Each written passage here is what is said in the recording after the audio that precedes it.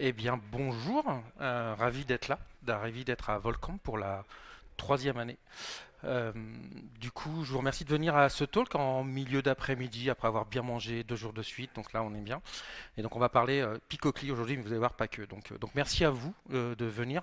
Merci à toute l'équipe d'Orga qui fait un super boulot pour faire beaucoup de confs. C'est une de mes confs préférées. Donc, j'espère qu'on va passer un bon moment à découvrir plein de choses super cool. Je me présente rapidement, je suis Stéphane Philippard, je suis développeur advocate chez OVH Cloud. Qui connaît OVH Cloud? Petit sondage. Pour autre chose que du nom de domaine et du webmail.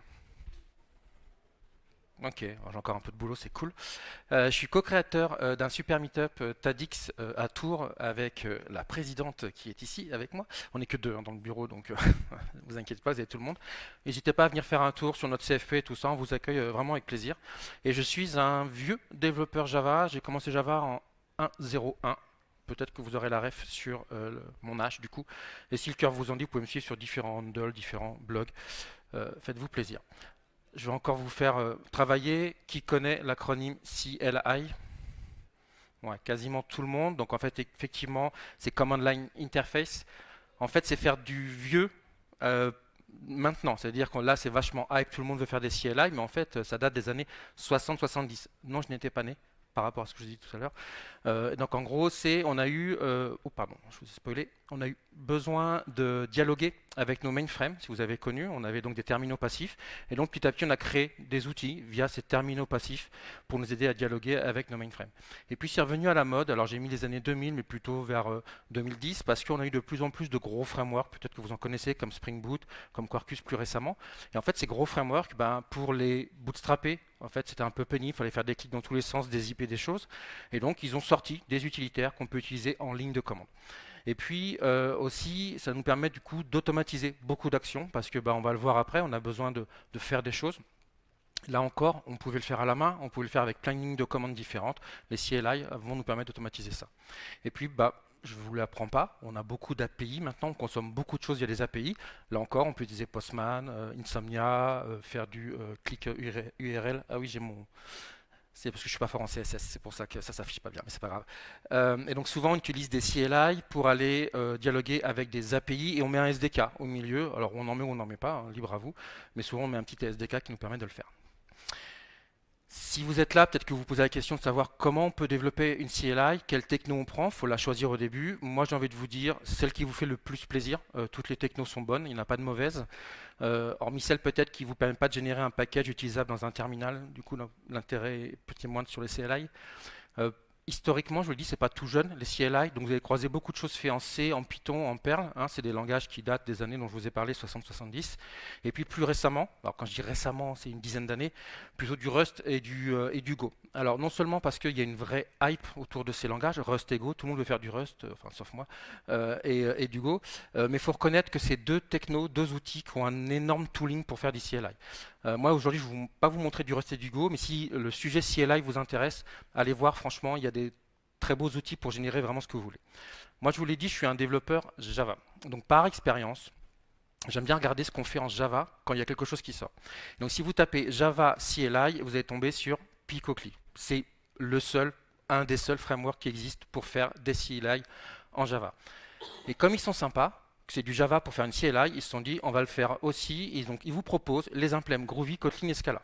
Donc en gros à peu près tout ce qui fait de plus fréquent qu'on trouve sur les JVM. Donc vous pouvez faire autre chose que du Java si vous êtes plutôt des scalafistes ou Kotlin. C'est simple grâce aux annotations. Si vous n'avez pas fait de Java depuis 15 ans, oui, Java a évolué depuis 15 ans et comme tous les langages a beaucoup de sucre syntaxique. Et donc, on peut développer quasiment beaucoup de choses via annotation, que ce soit pour Spring Boot, si vous avez l'habitude, par exemple, on met des annotations partout. Donc, ça vous simplifie le code. Java a ça aussi. Et moi, comme j'aime bien rajouter encore plus de simplification, je vais utiliser Quarkus. Qui connaît Quarkus? Qui l'utilise en production? Il y en a quand même, c'est cool. Quarkus, Java, supersonique, subatomique, c'est pas de moi, c'est leur mantra. Moi, je le résume par faire du Java sous stéroïde ou encore ne plus baisser la tête quand je croise des gens qui disent je fais du Java et que je veux faire du cloud natif. Si vous étiez voir le talk juste après manger qui parlait de Java et cloud natif, donc vous avez une petite vision de ce qui se fait. En fait, Quarkus, ça va vraiment nous servir. Leur mantra, hein, c'est vraiment d'être Cloud Native Compliant. Aujourd'hui, on ne va pas voir ça, mais on va plutôt utiliser l'autre partie de Quarkus qui me plaît beaucoup, c'est la développeur expérience. Vous allez voir que pour développer, Quarkus vous rajoute encore une couche de simplification. Alors peut-être que certaines ou certains vont dire ouais, mais du coup, c'est encore une couche qu'on ne maîtrise pas. Si vous utilisez Spring Boot ou Quarkus ou d'autres frameworks un peu haut niveau, vous avez dû passer quelques heures parfois à débugger une sombre stack trace en disant putain, je sais pas moi qui ai écrit le code, je sais même pas ce qui se passe. C'est vrai, il y a ça. Par contre, vous allez voir qu'il y a plein d'autres avantages et moi je trouve que ça vaut le coup. On verra ça juste après. Et puis ce que je vous propose, c'est qu'à la fin de ce talk, quand je vous aurai fait quelques démos, bah, vous me direz si oui ou non, pour vous, vous avez une vraie CLI et que en plus une CLI écrite en Java. Donc je vous parle de démo depuis tout à l'heure, du coup, on va passer tout de suite à cette partie-là, qui est la plus intéressante. Est-ce que c'est bon en termes de grosseur? Je parle bien sûr de l'écran. Moi, je sais que c'est déjà trop tard. Non, c'est bon pour tout le monde? Ok. Donc, ce qu'on va commencer par faire, c'est créer notre projet. Donc, je vous l'ai dit, moi, j'utilise du Quarkus. Quarkus fait partie de ces frameworks qui sont plutôt imposants, donc plutôt complexes à prendre en main. Et donc, ils ont eu la bonne idée d'écrire une CLI. Dans mon cas, je vais la lancer tout de suite parce que j'ai besoin d'un accès réseau. Donc, c'est toujours le moment où je prie que ma connexion fonctionne. Donc qu'est-ce qui se passe? J'utilise la ligne de commande, donc la CLI Quarkus. Et spoiler alert, elle est écrite en Java avec Picocli. Donc jusque là tout va bien. D'ailleurs, je vais créer une CLI, c'est un petit raccourci qu'ils m'ont permis. Si vous connaissez Maven, le premier élément fr wilda Picocli, c'est le group ID, ça va identifier mon package, avec l'artifact ID qui est derrière qui s'appelle Jarvis. Donc ça va m'identifier en gros mon package applicatif. Derrière, j'ai ma version. Le non-wrapper, c'est juste que je veux pas qu'il me génère un peu de bruit pour utiliser Maven. Donc ça, c'est l'écosystème Maven, hein, c'est un packager dans Java si vous ne connaissez pas. Ce qui est intéressant, c'est de voir derrière qu'il m'a dit, je t'ai sélectionné une extension qui s'appelle Quarkus Picocli. Une extension dans le monde Quarkus, il faut voir ça comme un plugin que vous rajoutez, mais un plugin qui a été pensé Quarkus. Ce qui fait que votre Quarkus Core, il ne grossit pas en fonction des besoins fonctionnels dont vous avez besoin. Par exemple, accéder à une base de données, c'est une extension, Hibernate ou autre. Et donc là, Picocli, c'est pareil. Je veux faire une CLI, je rajoute une extension. Le gros avantage, c'est que les extensions Picocli viennent déjà avec les bonnes librairies, les bonnes versions, et puis elles ont été optimisées Quarkus. J'y reviendrai un peu quand je vais parler de la compilation pour optimiser notre livrable, mais c'est important. C'est toujours plus simple qu'utiliser les libs from scratch dans Quarkus. Je pourrais parler de Quarkus des heures, mais c'est pas le but, donc on va s'arrêter là. Et là, vous avez vu, il me dit, je t'ai créé des trucs, c'est du Java, du Maven, je t'ai créé plein de choses, mais on va aller voir ça tout de suite. Hop là, pardon. Donc si on regarde un peu ce qu'il m'a créé, il m'a créé une arborescence classique dans le monde Java. Là aussi, c'est pareil, vous me dites pour la taille, je peux zoomer si besoin. On se retrouve avec tout plein de répertoires. Le premier fichier qui est important dans le monde Java, c'est le pom.xml quand vous faites du Maven. Donc là, je vais avoir toutes mes dépendances. Ce qui m'intéresse, c'est la dépendance qui est ici, Picocli. Donc cette dépendance-là, c'est l'extension Quarkus pour Picocli. Moi, ce que je vous conseille, la première chose, c'est de vérifier la version de votre lib qui vous intéresse avec l'extension. Pourquoi? Parce que l'extension Quarkus qui a été écrite n'est pas forcément écrite par les maintainers, dans mon cas de Picocli. Bon, Picocli évolue très peu, la 4.7.6 c'est la dernière version release depuis plusieurs mois, donc je suis assez tranquille, mais il peut y avoir des petites désynchros. Et je ne vous spoil pas la fin, vous allez voir que l'extension a fait 2-3 petits trucs qui ne sont pas forcément les dernières choses conseillées. Mais donc vérifiez toujours, là je vais vérifier en Maven, mais vous pouvez le vérifier via votre IDE, que votre extension descend bien la bonne version de votre lib, surtout si c'est une lib qui est très active. Et une fois que j'ai ça, en fait, il m'a créé toute une arborescence Java classique. Alors j'ai un src main. Alors faites pas attention au Docker, on va pas le voir aujourd'hui, mais en tout cas, je vous l'ai dit, hein, Quarkus Cloud natif, donc vous avez tout ce qu'il faut pour construire vos images Docker sans avoir à le faire à la main. Derrière, une arborescence Java. Alors il y a un peu de bruit parce que je me suis préparé un petit peu pour la démo, mais en gros, ici, il m'a généré une première classe Java pour me dire regarde comment on fait une CLI avec Picocli et Quarkus, que je trouve plutôt gentil de sa part. Et donc si on regarde un petit peu, c'est quoi une CLI pour Picocli? C'est une classe Java qui implémente une interface qui est runnable. Qui dit runnable dit surcharger la méthode run, on y reviendra juste après. Et pour signifier que je suis en train de faire une CLI avec Picocli, je mets @command, hein, qui est une annotation Picocli, souvenez-vous, le sucre syntaxique que je rajoute. Et je lui dis, ma CLI va s'appeler greeting, donc c'est ce que je vais taper dans mon terminal. Et j'ai une petite option ici, le mixing standard help option. Vous savez, une CLI, quand vous ne savez pas comment l'utiliser ou quand vous vous trompez, donc soit vous mettez "-h", soit vous vous trompez, ça vous dit exactement comment l'utiliser. Ça va m'aider à le construire de manière un peu plus simple. Et puis derrière, je vais, leur exemple, c'est une CLI avec un paramètre qui est optionnel. Alors pourquoi je dis que c'est un paramètre? Parce que je sais lire et qu'il y a marqué @parameter. Vous allez me dire, oui, c'est une notation pour définir un paramètre de CLI, pardon. Pourquoi je vous dis qu'il est optionnel? Parce qu'en fait, il a une valeur par défaut. Et donc si je mets rien, ça va valoir picocli. Donc là, un paramètre au sens picocli et au sens CLI, c'est la valeur qui va directement après le nom de ma CLI. Donc greeting, espace, et je mets quelque chose. Et ici, le param label et le description, c'est ce qui va me permettre de construire mon aide en ligne grâce au mixin standard help option. On va le voir tout de suite sur la petite démo. Et puis, je vous l'ai dit, j'implémente Runable. Du coup, je surcharge la méthode run. Dans mon cas, je vais juste afficher la valeur du paramètre name. Donc, je vous propose tout de suite d'aller voir ce que ça donne. Alors là encore, j'utilise Quarkus, donc autant l'utiliser pour ce qu'il sait bien faire. Je vous l'ai dit, c'est surtout l'expérience développeur qui m'intéresse. Donc la CLI Quarkus a un mode, développeur mode. Développeur mode, il y a plein de choses. Si vous avez été au talk justement tout à l'heure, vous voyez qu'il y a une interface graphique. Moi, dans mon cas, ce qui m'intéresse, c'est surtout qu'on va pouvoir modifier plein de choses dans le code sans avoir à relancer Quarkus. Pour celles et ceux qui ont commencé Java comme moi, c'est le hot redeployment des classes Java de hotspot, mais qui fonctionne vraiment maintenant. Donc ça, c'est plutôt cool. Et vous allez voir que j'ai plein d'autres petits trucs. Donc là, il s'est lancé.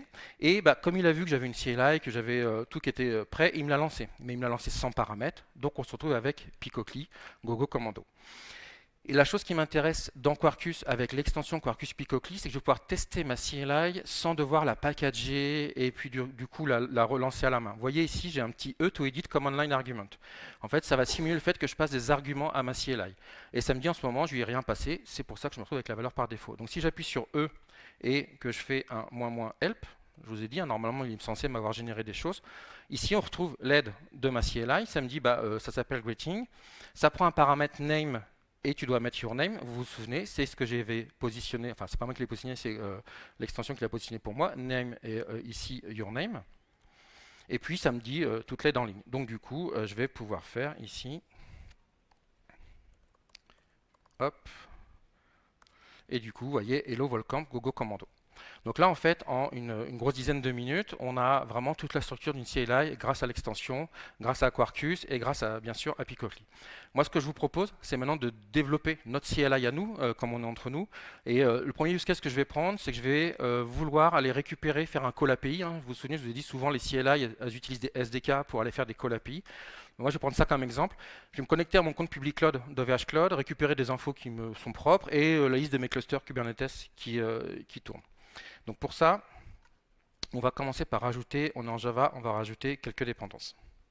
Alors la première dépendance que je rajoute ici, c'est une dépendance que j'ai faite avec des classes Java, des POJO qui vont juste me servir de stocker mes états que je vais échanger avec mon API pour faire la sérialisation et la désérialisation. Je ne vous montre pas le code, c'est du code avec getter setter à la classique, donc pas gros intérêt dans la démo d'aujourd'hui.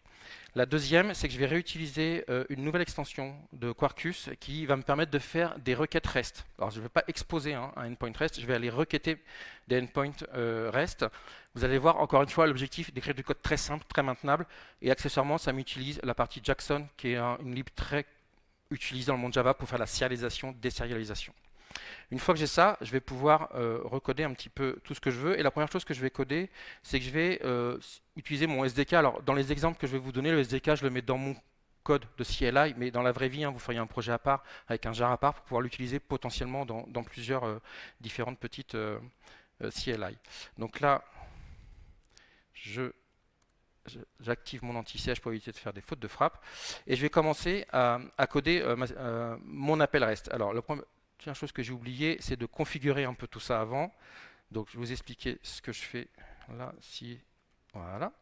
Donc là, ce que je fais, je mets juste des paramètres propres à mes API côté OVH. Comme je ne veux pas vous les mettre en clair, j'ai mon project ID, j'ai mes tokens, j'ai tout ça.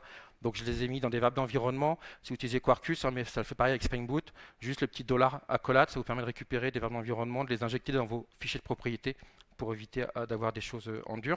Et je vous l'ai dit, j'utilise le REST client de Quarkus.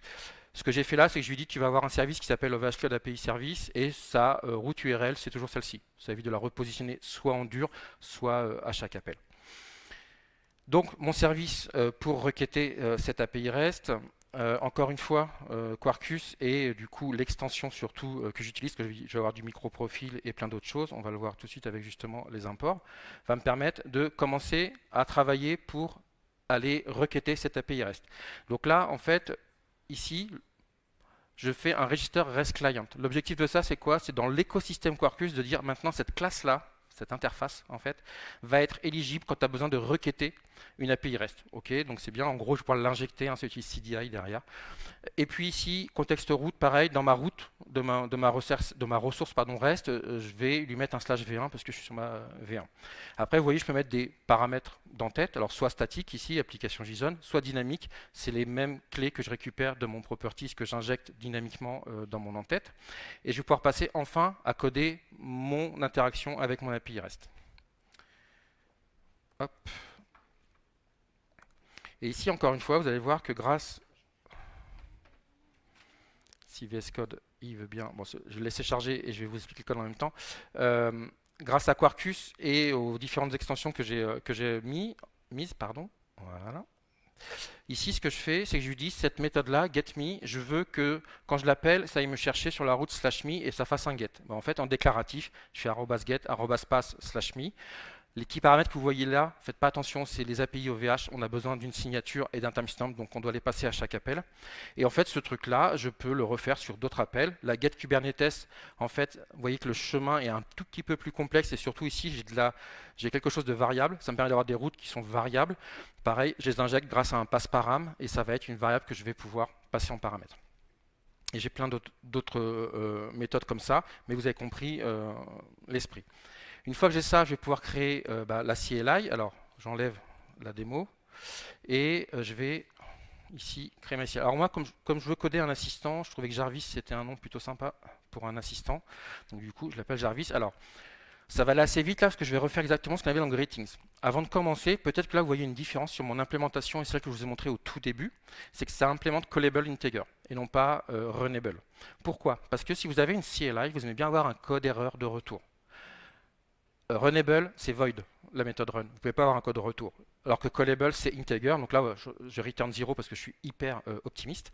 Mais vous pouvez après vraiment faire tout ce que vous voulez en termes de code erreur. C'est une petite désynchro dont je vous parlais entre l'extension et ce qui est préconisé par Picocli dans la doc officielle de Picocli.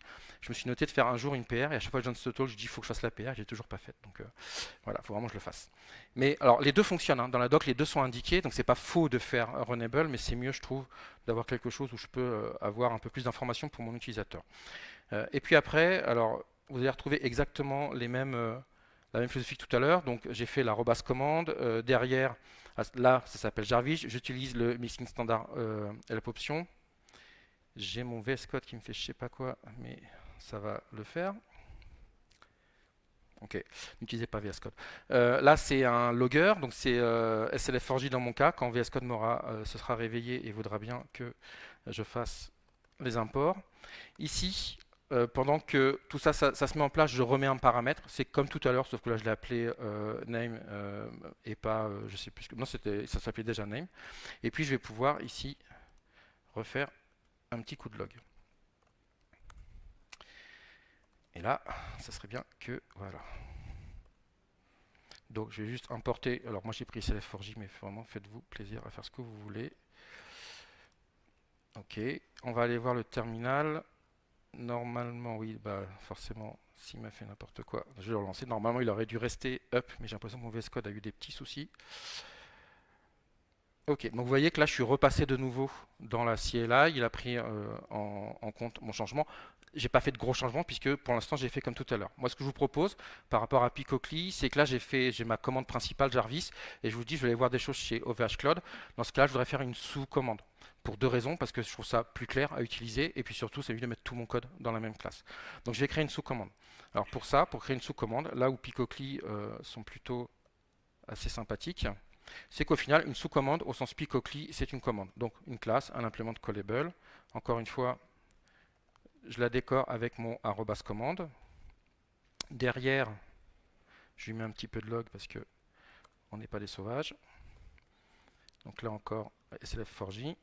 Et je vais pouvoir commencer à utiliser ce que j'ai fait. Donc vous vous souvenez, je vous l'ai dit, on a fait un REST client. Donc je vais pouvoir l'injecter maintenant. Il est disponible. Donc j'ai plus qu'à l'injecter au sens Quarkus avec cette fois @rest client, puisque c'est pas ce que j'ai enregistré. Et on retrouve ici, vous vous souvenez, l'API qu'on a designé il y a quelques minutes pour faire les accès REST. Donc jusque-là, tout va bien. Et puis derrière, alors je rajoute un petit peu de code pour OVH. J'ai besoin de récupérer notamment mon project ID.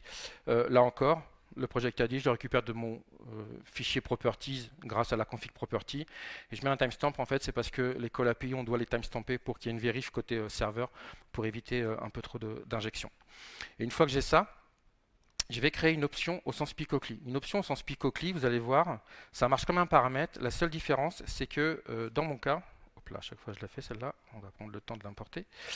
Dans mon cas, je veux nommer mon option. Donc j'y mets un moins devant, comme le moins H au final. Donc moins M ou moins mi, on a souvent la double notation dans les CLI. Et là, c'est une option, c'est un booléen. Donc c'est présent, mon booléen vaut true. C'est n'est pas présent, mon booléen vaut false. Donc j'ai le booléan mi, le booléan cube, pour pouvoir activer ou pas des options dans ma CLI. Et puis derrière, je vais pouvoir faire mon code métier. Alors le code métier, le premier, c'est je vais récupérer mes infos de mon compte OVH Cloud. Hop.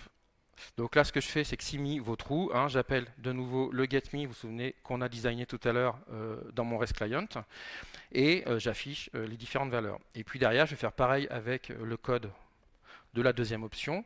Alors, il y a un tout petit peu plus de lignes, mais c'est pas bien méchant, c'est juste que je reçois une liste, et donc du coup, je veux l'afficher de manière un peu sympa. Mais on retrouve ici le API Service Get Kubernetes, le fameux paramètre qui est mon project ID qui me permet de choisir le projet sur lequel où j'ai mes différents clusters, et vous l'affichez.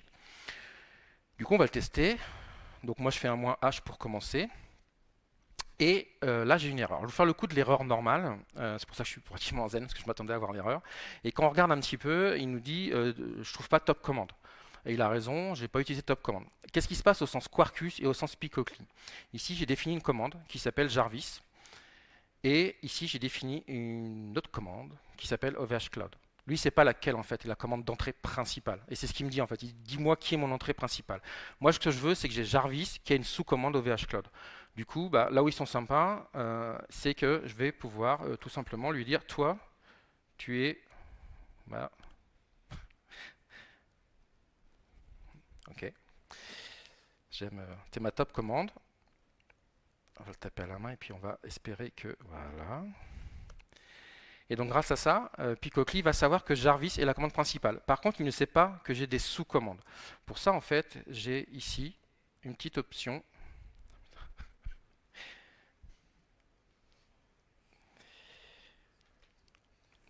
N'utilisez pas VS Code. Subcommande égale OV. Putain, ça va être chaud si je dois tout taper à la main. C'est pas grave. On va faire comme si. On va lui forcer un peu la main. Donc en fait, ici, j'ai un paramètre dans la CLI qui me permet de lui dire tu as une sous-commande. Oui, maintenant tu me trouves que. Voilà. Tu as une liste de sous-commandes et cette liste de sous-commandes, moi j'en ai une pour l'instant, c'est OVH Cloud Subcommande. Donc grâce à ça, en fait, je vais non seulement dire qui est le patron, mais en plus quelles sous-commandes sont dans ma CLI. Ici, hop, je retourne ici. Vous vous souvenez, je fais "-h". Là, il me dit, bah, en fait, tu as une sous-commande qui s'appelle OVH Cloud. Ok, merci, c'est sympa. OVH Cloud, "-h. Et je retrouve de nouveau le "-k", le "-m, parce que j'ai fait le mixing standard help option, etc. Et donc, si je veux, cette fois, utiliser... Alors, ce qui est sympa, c'est que Picocli vous permet de faire la notation compacte des options. Hein, vous n'avez pas besoin de toutes les mettre les unes après les autres. Donc là, je fais "-mk" d'un coup. Et il va faire la requête HTTP. Il va récupérer mes infos sur mon compte. Et puis ici, mes cluster cubes. Donc vous voyez, toujours pareil, c'est utiliser ce que j'ai vraiment designé juste avant avec le REST client. Là, vous allez peut-être me dire, je suis dans mon IDE qui marchouille visiblement aujourd'hui, mais quand même. Donc, effectivement, nous on a dit qu'on veut une CLI. Du coup, bah, je peux le lancer ici de manière java-jar. Je le lance de nouveau. Alors, il faut que la JVM se réchauffe, mais ça me dit bonjour. Invite-toi une CLI java-jar, c'est pas top. Vous avez raison. Donc, ce qu'on va faire, c'est qu'on va faire une vraie CLI. Alors, j'ai ajouté des logs de prod. c'est un bien grand mot. En fait, c'est juste que j'enlève le côté verbeux de Quarkus. Vous savez, là, ça met plein de lignes, de logs, ça met un beau format avec le SLF4J. On va essayer d'avoir une sortie qui est un peu plus compacte. Et puis, je vais fabriquer mon livrable. Donc là encore, moi, j'ai Quarkus qui m'aide, qui est donc du coup qui a une task qui s'appelle build. Donc je la lance. Il va me fabriquer un Uber jar, un fat jar, appelez-le comme vous voulez. En gros, un jar auto-exécutable et que je vais pouvoir utiliser de manière très sympathique. D'ailleurs, j'avais dû le préparer avant parce que sinon le Java jar n'aurait pas fonctionné. Donc normalement, c'est là où après je vous montrer Java jar, mais je vous le montrer juste avant. Et une fois qu'il m'a fabriqué ça, il me le fabrique en fait à ce niveau-là. Dans le Quarkus app, vous avez ici toutes les libs dont vous avez besoin pour l'utiliser. Donc c'est là où Quarkus est plutôt aussi sympa de me le préparer. Alors je ne vous refais pas la démo, mais c'était ce que je vous ai fait tout à l'heure. Effectivement, c'est parce que je n'avais pas cleané mon target, donc il a pu fonctionner, mais vous voyez, ça fonctionne toujours de la même façon. Si je ne veux pas avoir l'expérience utilisateur d'une vraie CLI, du coup, je vais ici me créer un petit script. Je pense que vous me voyez venir ici, et du coup, je fais cd src main script, et là, je peux dire que j'ai une vraie CLI parce que j'ai un truc qui s'appelle Jarvis, je le lance et ça fonctionne. Oups là. Et du coup, en 25 minutes, je vous ai fait gagner plein de temps, vous allez pouvoir aller boire un coup, mais parce que on a une CLI. Je vous sens dubitatif sur mon coup du script et tout ça, et je suis un peu d'accord avec vous. En fait, on a une CLI, certes. Je vous ai fait un script tout pourri, je suis pas fort en bash, mais voilà, il faudrait faire un bash hyper plus pointu. Faut installer une JVM qui doit faire à peu près entre 150 et 200 megs pour que ça fonctionne. Prier que le script bash il soit mieux fait que ce que j'ai fait pour que ça fonctionne. Et moi, c'est pas ça une CLI. Une CLI, c'est je prends un exe, je l'installe avec brew, avec ce que vous voulez, et ça fonctionne tout de suite. En fait, c'est là où on va rentrer dans le monde de GraalVM. Qui connaît GraalVM? Qui l'utilise? Production? GraalVM, donc c'est Oracle qui est derrière cette machine virtuelle. C'est notamment quelque chose qui va vous permettre de générer des binaires, mais des vrais binaires cette fois. Vous savez, le write once, run everywhere, qui pareil, n'a jamais marché en Java, on va pas se mentir. Là, ça va vraiment marcher. Alors, un petit bémol près, on en reparlera juste après, par rapport aux cibles de compilation. Mais en gros, le fameux cloud native que vous voulez faire avec déjà Quarkus, qui vous accélère beaucoup de choses, GraalVM, ça va vraiment vous faire passer dans l'autre dimension. Vraiment, vous allez pouvoir ne plus avoir honte de faire du Java dans le monde cloud natif. C'est que ça va vraiment accélérer non seulement les démarrages, mais les empreintes mémoire et tout le reste.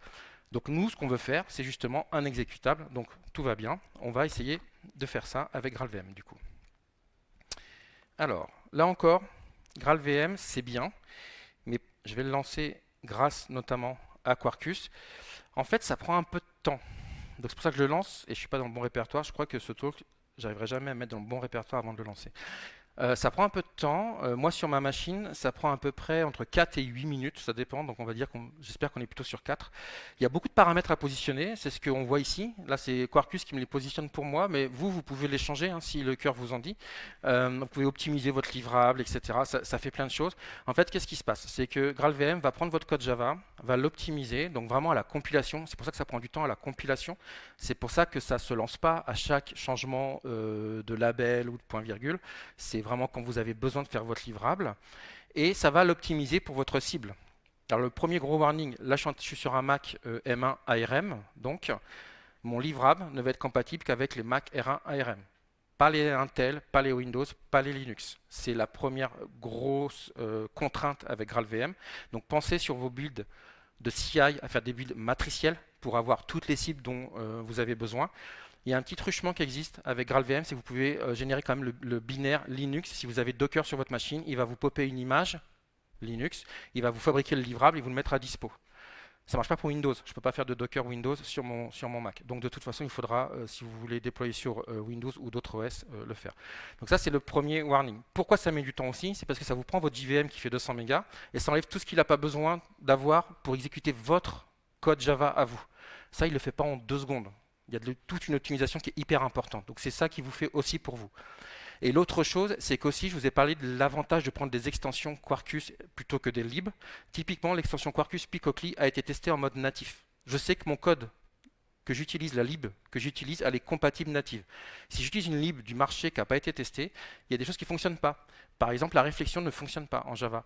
Moi, je suis un développeur Java qui fait encore du Java 8, 11 dans le style d'écriture. J'ai mangé de la réflexion, mais j'en ai fait plein. C'était même quasiment ma boîte à outils préférée. Je ne peux plus le faire avec GraalVM. Donc, si la lib que vous utilisez n'a pas été optimisée GraalVM, elle ne fonctionnera pas. Donc, c'est pour ça que c'est bien d'utiliser les extensions Quarkus qui ont en plus un goal natif. Donc, c'est pour ça, c'est hyper puissant, mais utilisez-le au bon moment. Et j'ai assez meublé pour que ce soit fini. Ah, c'est un métier, hein. Donc si on regarde ce qu'il m'a fait, il m'a généré un livrable de 57 MB. Alors je ne vous ai pas montré, je pense qu'il est encore là. Voilà. Ma CLI en mode jar faisait 18 MB. 55 MB c'est beaucoup plus, mais j'ai pas 200 MB à installer pour qu'elle fonctionne. Donc il faut le remettre en correspondance. Puis bon, on est en Java, hein, faire un livrable qui ferait 500 kg, ce serait pas drôle. Donc là ça fait 57 MB, et ce que vous allez voir, c'est que c'est aussi beaucoup plus véloce que quand je suis avec ma JVM. Alors il y a toujours l'overhead du call HTTP, donc c'est pour ça que ça, au début ça fait un petit freeze, mais en fait le reste derrière il n'y a pas de JVM de lancer, il n'y a rien. Donc là je suis vraiment dans un monde exécutable. Là pour le coup on a une vraie CLI qui est distribuable au bémol près dont je vous ai parlé. Hop. Mais il nous reste encore un quart d'heure. Il nous reste un quart d'heure, je ne vous ai pas tout montré sur Picocli, et puis on est en 2024.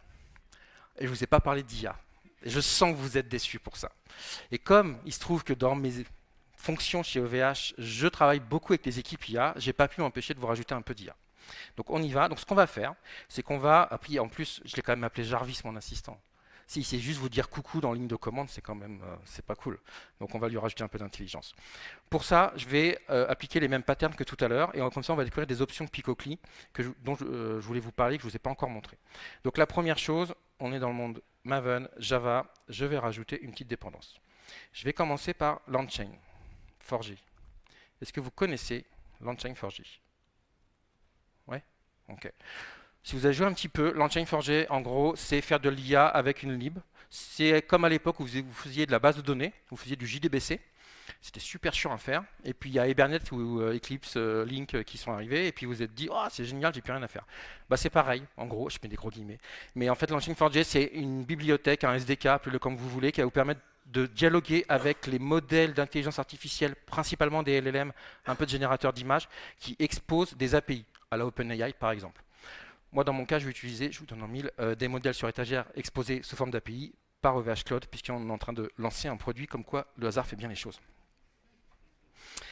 Ce qu'on va faire, c'est qu'on va reprendre le principe du SDK. Cette fois, je vais utiliser la notion de service, mais pour LangChain4j. La notion de service dans LangChain4j, on va le voir, c'est vous, encore une fois, l'idée, vous simplifier la vie en tant que développeuse et développeur. Donc la première chose, si mon IDE est gentil avec moi, c'est de positionner des annotations. La première, application Scope, c'est une application qui est propre à l'écosystème Quarkus, enfin CDI je crois, pardon. C'est de pouvoir définir ce bin avec son scope de vie d'un point de vue application et non pas request. C'est marqué conseillé, important quand on fait Picocli en mode CLI. Moi j'écoute la doc, je le regarde. Le register AI Service, ça c'est du pur LangChain4j. C'est pour dire je suis en mode AI Service, en gros, je suis en mode, je vais t'aider à concevoir tes calls API. C'est vraiment pour vous aider. Et donc, du coup, ça me permet de définir simplement une interface, comme ici, où je vais lui expliquer ce que je veux faire. Dans mon cas, je veux faire un assistant. Donc, le système message, si vous ne connaissez pas, c'est pour enrichir le contexte d'appel quand je vais échanger avec mon LLM. Donc là, je lui dis, tu t'appelles Jarvis, tu es un assistant. Et puis, le user message, c'est le prompt. Je pense que vous êtes familier avec cette notion-là. En gros, c'est la question que je veux poser, qui est ici. Là encore, je peux l'enrichir, donc j'ai mis un petit peu de contexte autour. Et ce serait bien que, voilà, ils me disent qu'il manque des choses. Voilà. Donc une fois que j'ai ça, ça va marcher un peu vraiment de la même façon. Alors je vais devoir lui mettre un peu de paramètres en plus. Alors, je ne vais pas vous les expliquer tous, mais en gros, j'ai l'URL, j'ai ma clé d'API. Ce qui est important, c'est que vous voyez le token 512, c'est le... On va vraiment vulgariser, imaginez que c'est le nombre de mots en entrée et en sortie, mais ce n'est pas tout à fait un mot, mais c'est presque ça. Donc en gros, ça va m'éviter qu'il soit trop verbeux dans ses réponses. Et puis après, j'ai un peu de debug, mais c'est que quand ça se passe mal, et ça va pas mal se passer, donc j'en ai pas besoin. Derrière, je vais rajouter de nouveau deux petits paramètres. Alors j'enlève celui-ci, et j'en rajoute un autre. Je vais juste changer son nom, je vais l'appeler question, mais je suis un peu psychorigide, j'aime bien quand les trucs ils ont les bons noms. Mais je prends le même chose, c'est parameter name, pardon. Je vais pouvoir injecter cette fois mon service d'IA. Vous voyez, c'est toujours très très simple. Alors là, j'utilise CDI, donc je fais un arrobas inject et pas le reste client. Et puis, je vais pouvoir faire ici mon code métier. Alors, je vais d'abord enregistrer pour qu'il me mette en erreur et je vais pouvoir faire des options. Voilà. Et là, j'enregistre. OK. Rien de, c'est juste ici il y a un peu de code parce qu'en fait mon service j'ai activé le mode streaming. Le mode streaming c'est pour éviter que quand vous posez une question à LLM, il s'arrête, il calcule, il construit la réponse et il vous la retourne. C'est pas très parlant. On aime bien nous avoir comme si on avait un robot qui nous répond. Donc le mode streaming c'est ça, on va afficher mot par mot. C'est juste voilà cette petite tricherie. Je vais faire un truc sur mes logs pour éviter que ça parte. Alors déjà ça je ferai après. Mais c'est ici, hop, on va juste faire, on va virer carrément le fait que ce soit en prod parce que sinon en fait ça va vous afficher plein de lignes et c'est pas cool. Voilà, on va revenir normalement et on va relancer notre ami Quarkus en mode dev.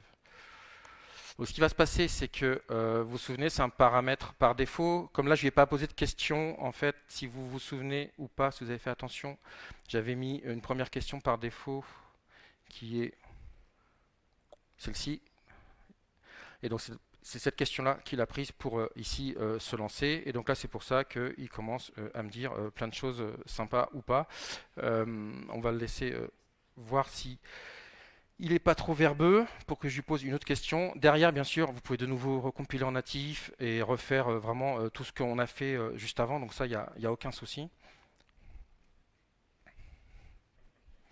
Parfois, il me répond en 2 lignes. Et là, il a décidé en fait de... euh, ok, ok. Bon, ce qu'on va faire, c'est que ici, je vais...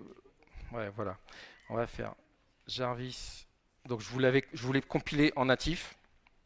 Donc, je lance ici. Donc il continue à m'appeler, à me répondre. L'autre il a toujours pas fini, mais c'est pas grave, il a enfin fini, j'aurais pu le faire en vain. Alors Volcamp, il trouve que c'est une compagnie. J'utilise Mistral 7B Instruct pour ceux à qui ça parle. Clairement, le modèle n'a pas été entraîné sur les bonnes données ou pas au bon moment. En tout cas, Volcamp n'existait pas et c'est pour ça que, désolé aux orgas, mais il vous connaît pas. C'est n'importe quoi en fait cette démo. Ouais. Il nous reste un peu de temps. Je vais rajouter une autre fonctionnalité parce que là, au final, on est resté sur les paramètres. On va se rajouter une autre fonctionnalité qui va permettre de jouer avec les options. Je vous ai montré les options implicites. On va vous montrer les options explicites cette fois. Alors pour ça, on va se rajouter une analyse de sentiment. Moi, j'ai envie que Jarvis me dise si ce que je lui donne, c'est plutôt gay ou plutôt triste. Du coup, alors on va virer 2-3 trucs qui nous servent plus. Hop, ça nous sert plus.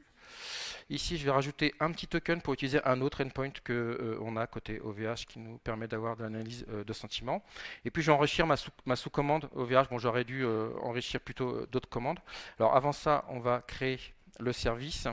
Donc là, je vais aller assez vite parce qu'en fait, je vais utiliser un REST client parce que là, c'est une API standard, mais c'est pour vous montrer en fait que même si je n'utilise pas de Langchain4j, on peut faire de l'IA de manière assez simple. Donc on va retrouver exactement la même philosophie que tout à l'heure. La seule différence, c'est que là, je vous ai mis l'URL en dur dans la classe Java parce que je ne voulais pas le mettre dans le property. Ça me permettait de vous montrer une autre façon de faire, mais au final, les deux sont valides. Et puis, encore une fois, vous vous souvenez, l'interface, je définis juste ce que je veux faire. Dans mon cas, je fais un post la route, c'est texte ou émotion. Voilà, moi j'ai défini mon SDK. Ce qui est intéressant, c'est de voir maintenant la sous-commande que je vais utiliser. Hop, donc déjà, j'injecte le service que je viens de créer. Donc comme tout à l'heure, @RESTClient. Et puis ici, je vais mettre des options. Alors les options, tout à l'heure, je vous l'ai dit, elles étaient implicites. Là, dans mon cas, moi, je veux pouvoir mettre une valeur. Donc dans ce cas-là, j'ai une string. Et donc juste parce que le champ est de type string, je vais devoir mettre explicitement une valeur. Je l'enregistre. Lui, il a dû finir de me parler. Et je vais faire OVH. Je suis désolé, je ne peux pas le monter parce que c'est un peu lui qui décide. Moins H.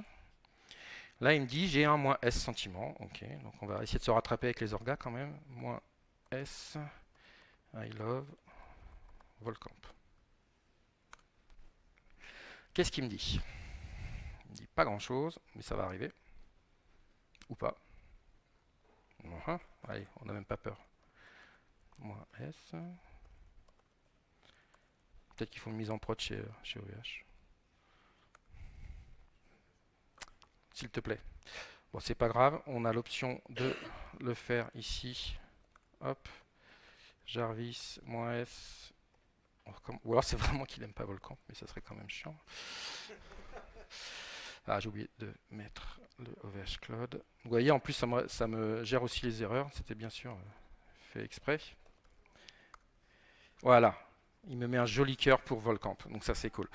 Donc ça c'était la partie chaîne de caractères, mais ce que je voulais vous montrer juste avant la fin, c'est qu'en plus ça me fait de l'encapsulation de type et de la conversion de type implicite.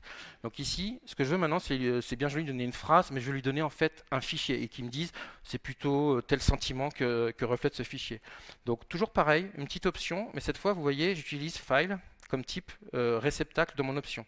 Et en fait, juste avec ça, il va prendre ce que je lui passe en paramètre, il va essayer de me créer un objet de type file pour pouvoir après accéder derrière au pass, ou etc. Et une fois que j'ai ça, je sais pourquoi ça affichait pas dans mon truc. C'est parce que je lui donnais pas de, je l'ai pas fait afficher. Comme quoi, c'est un métier. Donc ça, je le rajoute. Et là, du coup, mon code qui utilise l'option file que j'ai activé à l'instant, cette fois, je vais le mettre histoire qu'on ait une sortie. Ok. Hop. Donc vous voyez ici, file reading, ça prend le champ qui est renseigné hop, là, par l'option. Et comme c'est un type file, j'ai l'option toPass qui est directement là. Du coup, cette fois, on n'est pas têtu. On fait. Donc vous voyez, je ne relance jamais Quarkus. Je pars du principe qu'il est sympa. -F et src main resources. Alors j'ai deux choses. J'ai un poème qui est plutôt rigolo sur les devs Java et un poème qui est plutôt triste sur les devs Java que j'ai fait générer. Je vais prendre le triste parce que les poètes c'est toujours triste. Ou pas. Et là vous voyez, j'ai cette fois, c'est tout triste parce qu'il a vu que c'était un poème triste. Dernière petite démo, alors là j'enlève directement le mode ici. Moi quand j'utilise une CLI, j'ai des gros doigts, j'ai pas de mémoire parce que je suis un vieux et du coup j'ai besoin de savoir comment ma CLI elle fonctionne. Vous savez, j'aime bien faire tab et que ça le fasse. Ben là encore, Picocli, ils m'ont un peu aidé et on a, hop je l'avais fermé, je vais le rouvrir, on a une sous-commande, donc ils nous mettent une sous-commande à disposition qui s'appelle generate. Bon, c'est generate complétion de mémoire. Faites-moi confiance. C'est une sous-commande qui va vous permettre de générer la complétion. Faites attention de l'activer sur toutes les commandes et les sous-commandes. Si là, je l'active que sur Jarvis, j'aurai que la complétion pour Jarvis et du coup, je l'aurai plus pour le reste. Ouais, je dois pas être très loin ici. Ouais, bon, c'est pas grave. De toute façon, je l'ai généré en binaire. Et une fois que vous avez ça, on a ici, si je fais Jarvis et je fais tab, pardon, je fais -h d'abord. Je vais y arriver. -h, j'affiche LED. Vous voyez qu'ici j'ai un généré de complétion. Donc pareil, si je fais, j'affiche LED de ma complétion. Il me dit bah, si tu veux la complétion, en fait, tu fais source machin. Moi je fais confiance, hein. Dès qu'il me dit d'exécuter sourcer un truc, je le source tout de suite. Ne faites pas ça, bien sûr. Là, si je fais Jarvis tab, cette fois, il me dit j'ai deux sous-commandes, généré de complétion OVH Cloud. Donc je prends OVH Cloud, je fais un premier moins ici, toujours tab, et ça me dit les autres options. C'est un peu ce qui est sympa sur une CLI. Il me reste plus beaucoup de temps, mais c'était pour vous montrer vraiment jusqu'au bout. Si vous voulez aller plus loin, vous avez vu qu'il y a de l'encapsulation, il y a des types, c'est super cool. Vous pouvez faire vos propres converteurs. Là, j'ai pris le file, mais il y en a plein sur des types qui sont à vous. Vous avez des valeurs par défaut, des validations automatiques, vous avez plein de choses sympas. Ça vous génère de l'aide, on l'a vu ensemble. Et puis, n'oubliez pas, un exé par architecture, pensez au build matriciel. Très rapidement, AI Endpoint, c'est de l'IA de service, vous avez vu, c'est très très simple. J'ai plein de modèles dispo, venez m'en parler après.